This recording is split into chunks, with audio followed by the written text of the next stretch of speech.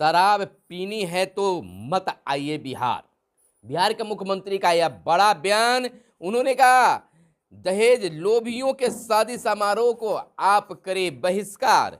और इधर पटना में भाजपा कार्यालय के समक्ष, भाजपा कार्यालय के सामने पंचायत वार्ड सचिवों ने रोड़े तो पुलिस ने बरसाई लाठियां, पानी की बौछार छोड़े गए आंसू गैस।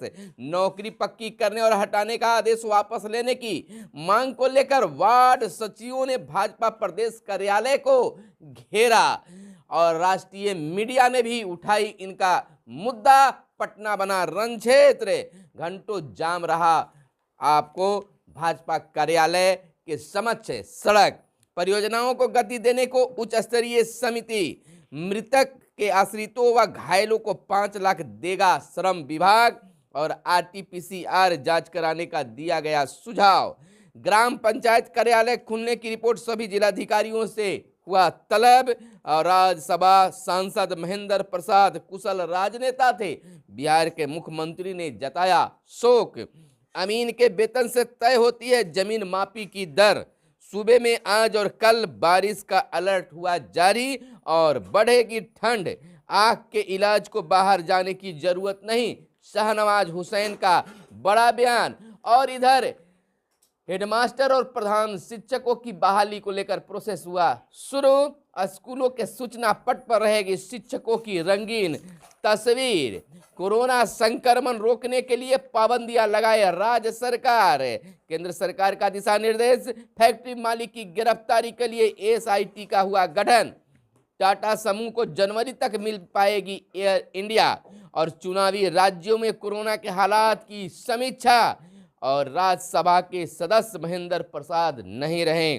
चंडीगढ़ निकाय चुनाव में आपका डंका। संसद के दोनों सदनों का सत्रावसान हुआ। प्रकृति से प्यार करती है, अकेलेपन दूर। नमस्कार, मैं हूं आपके साथ सुनील बॉबी और आप इस समय देख रहे हैं अपना चैनल सुबह सवेरे में। आप तमाम व्यूअर्स का स्वागत है। सुबह सवेरे में हम खबरों को लेते हैं अखबारों के पन्नों से। अखबारों में क्या छपा है और क्या है आपके लिए काम की खबरें। तमाम खबरों को बताने से पहले आपसे आग्रह है कि अगर इस वीडियो को हमारे फेसबुक पेज पर देख रहे हैं तो फेसबुक पेज को लाइक कर लें। यूट्यूब चैनल पर देख रहे हैं तो यूट्यूब चैनल को सब्सक्राइब कर लें और वीडियो पसंद आए तो लाइक जरूर करिएगा। सबसे पहली और बड़ी खबर, कोरोना संक्रमण रोकने के लिए पाबंदियां लगाए राज्य सरकार। केंद्र सरकार का दिशा निर्देश हुआ जारी। परामर्श जारी। नए साल और त्योहारों पर भीड़ को नियंत्रित करने का जोर। कोरोना की जंग। गृह मंत्रालय ने ओमिक्रॉन के बढ़ते खतरे के मद्देनजर राज्यों को नया परामर्श जारी किया है, जिसमें नए साल और त्योहारों के मद्देनजर भीड़ को नियंत्रित करने पर जोर दिया गया है। राज्यों से कहा गया है कि वह जरूरत पड़ने पर स्थानीय स्तर पर पाबंदियां लगाएं। 5 चरण की रणनीति बनाई गई है। और इधर बता दें कि चुनावी राज्यों में कोरोना के हालात की समीक्षा, सीमा पर कड़ी निगरानी की रखने की बातें। चुनाव आयोग ने आईटीबीपी, बीएसएफ और एसएसबी के अधिकारियों से मुलाकात की। उनसे कहा गया कि चुनाव के मद्देनजर अंतर्राष्ट्रीय सीमाओं पर कड़ी निगरानी रखें। आपको बता दें कि यूपी, पंजाब समेत 5 राज्यों में आगामी चुनाव के मद्देनजर निर्वाचन आयोग ने सोमवार को केंद्रीय स्वास्थ्य सचिव के साथ कोविड-19 की स्थिति की समीक्षा की। आयोग ने एनसीबी के अधिकारियों से चुनाव में मादक पदार्थों के प्रभाव पर कड़ी नजर रखने को भी कहा है। और इधर राज्यसभा के सदस्य महेंद्र प्रसाद नहीं रहे। जदयू राज्यसभा सांसद और प्रसिद्ध उद्योगपति महेंद्र प्रसाद उर्फ किंग महेंद्र का दिल्ली में रविवार को देर रात निधन हो गया। जहानाबाद जिला निवासी और 7वीं बार राज्यसभा सदस्य बने किंग महेंद्र के निधन की खबर से उनके समर्थकों और उन्हें चाहने वालों में शोक की लहर दौड़ गई। फैक्ट्री मालिक की निगरानी के लिए एसआईटी का गठन। वेलर ब्लास्ट की बातें हैं। बेला औद्योगिक क्षेत्र स्थित Anshul snacks and beverages private limited के वेलर ब्लास्ट मामले में मुख्य आरोपितों को गिरफ्तार करने के लिए एसएसपी ने नगर डीएसपी के नेतृत्व में सोमवार को एसआईटी का गठन किया है। ब्लास्ट के मुख्य आरोपी फैक्ट्री के मालिक विकास मोदी सहित अन्य की गिरफ्तारी के लिए टीम ने मुजफ्फरपुर और समस्तीपुर सहित कई जिलों में छापेमारी की है। इधर उम्मीद जताई जा रही है टाटा समूह को जनवरी तक मिल जाएगी एयर इंडिया। और चंडीगढ़ निकाय चुनाव में आपका डंका। चंडीगढ़ नगर निगम चुनाव में आम आदमी पार्टी सबसे बड़ी पार्टी बनकर उभरी है। सोमवार को आए नतीजों में आम आदमी पार्टी 35 में से 14 वार्डों में जीत के साथ सबसे आगे है। वहीं पिछले नगर निगम सदन में बहुमत हासिल करने वाली भाजपा 12 वार्डों में जीत हासिल कर दूसरे नंबर पर रही है। और इधर संसद के दोनों सदनों में 17वां हुआ। और कुछ और खबरें जो आपको जानना जरूरी है, बड़ी खबरें हैं। बिहार के मुख्यमंत्री इन दिनों समाज सुधार अभियान यात्रा पर हैं।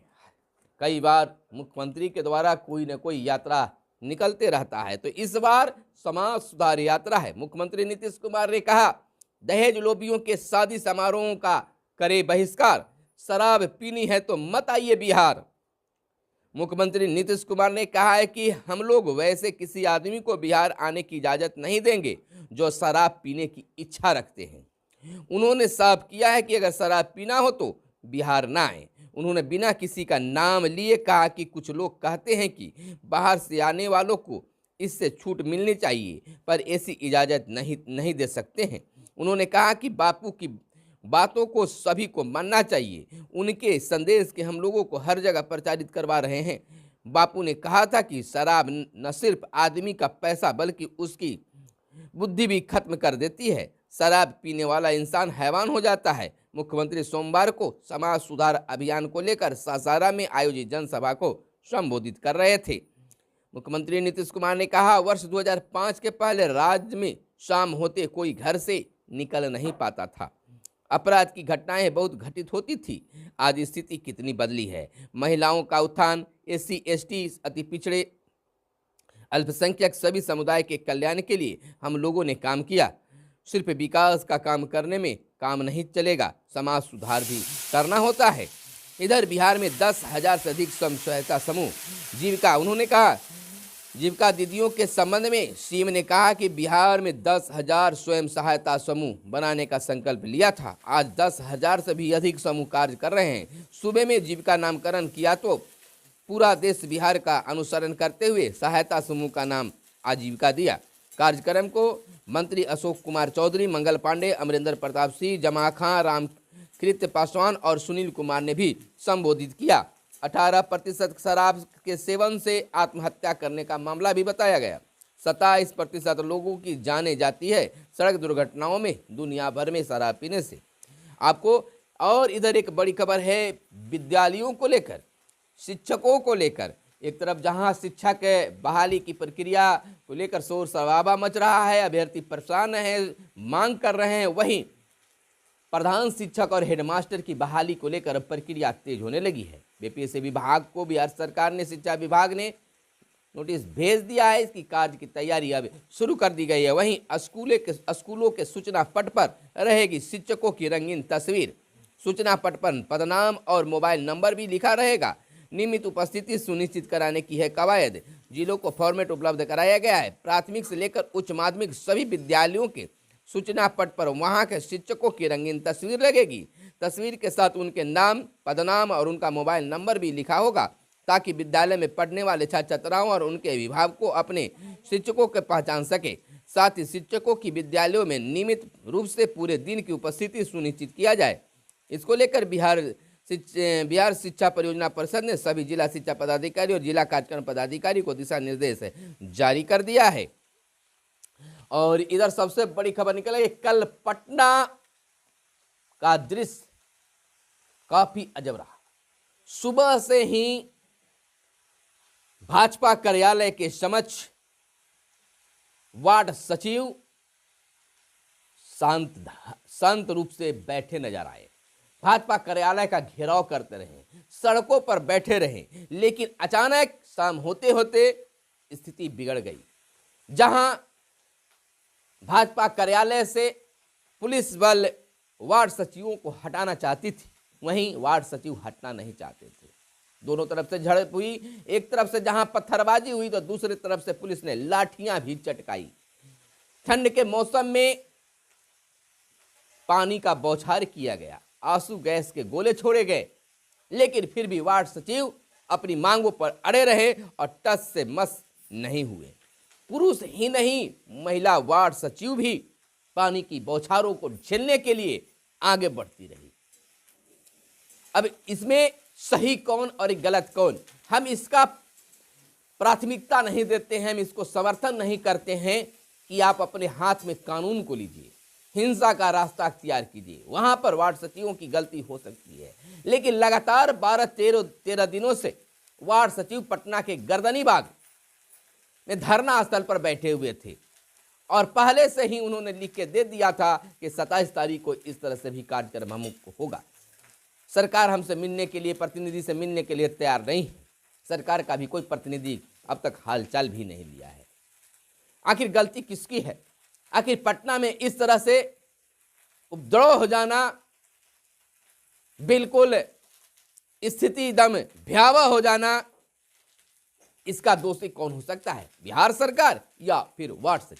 खैर, यह बहस में जाने की जरूरत नहीं है, लेकिन सरकार को चाहिए था कि लगातार 12-13 दिनों से जो व्यक्ति इतनी काफी संख्या में धरना पर बैठा है, तो प्रतिनिधियों के साथ में वार्ता करवानी चाहिए थी। फिर भी जब कल वार्ड सचिव भाजपा कार्यालय के समक्ष थे, तो भाजपाइयों या जदयू कार्यालय के भी लोगों को उनसे वार्ता करनी चाहिए थी, समझाने की काम करनी, उनकी बातों को सुननी चाहिए थी, लेकिन ऐसा कुछ भी नहीं हुआ।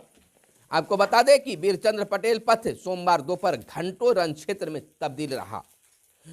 नौकरी पक्की करने और हटाने का आदेश वापस लेने की मांग को लेकर भाजपा कार्यालय पहुंचे पंचायत वार्ड सचिव और पुलिस में झड़प हुई। वार्ड सचिव ने पथराव किया तो पुलिस ने भी लाठीचार्ज किया। पुलिस ने आंसू गैस के साथ गोले छोड़े, पानी की बौछार की, तब भी प्रदर्शनकारी डटे रहे। दोनों ओर से घंटों लुक्का छिपी का खेल चलता रहा। कभी पुलिस भारी पड़ती तो कभी प्रदर्शनकारियों के झुंड के आगे पुलिस को अपने कदम पीछे खींचने पड़ते।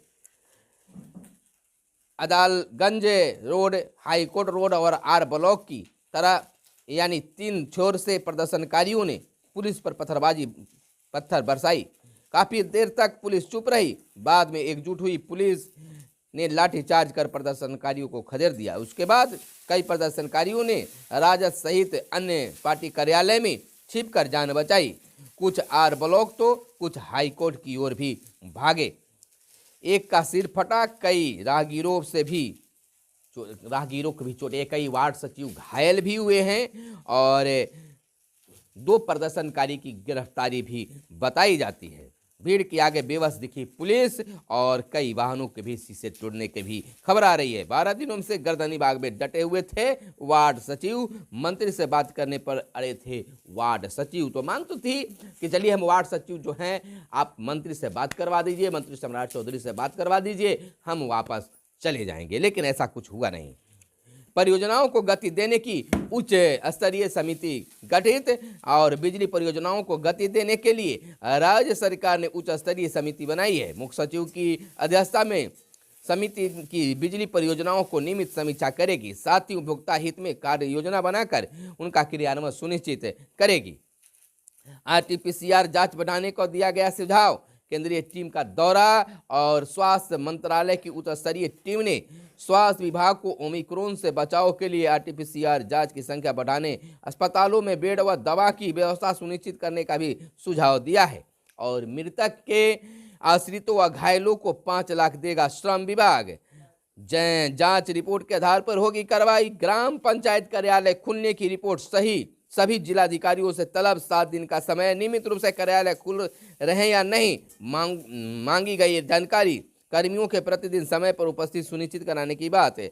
और शाहनवाज हुसैन का बड़ा बयान, आंख के इलाज को बाहर जाने की जरूरत नहीं, अमीन के वेतन से तय होती है जमीन मापी की दर। पुरानी व्यवस्था दर में एकरूपता नहीं होने से रैयतों को भी भारी नुकसान परेशानी होती थी। सूबे में बड़ी खबर है, सूबे में आज और कल बारिश का अलर्ट जारी किया गया है और ठंड बढ़ने का भी आसार बताया गया है। सूबे में बादलों का बसेरा शुरू हो गया है और न्यूनतम तापमान में लगातार वृद्धि हो रही है। पिछले 24 घंटों में अधिकतम तापमान में वृद्धि दर्ज की गई है। तो यह थी आज की हर छोटी बड़ी खबरें। अन्य खबरों को जानने के लिए आप हमारे साथ बने रहें और देखते रहें अपना प्यारा चैनल मगध संवाद। तो फिर मिलते हैं अगले वीडियो में, तब तक के लिए दीजिए इजाजत। धन्यवाद। जय हिंद, जय भारत, वंदे मातरम।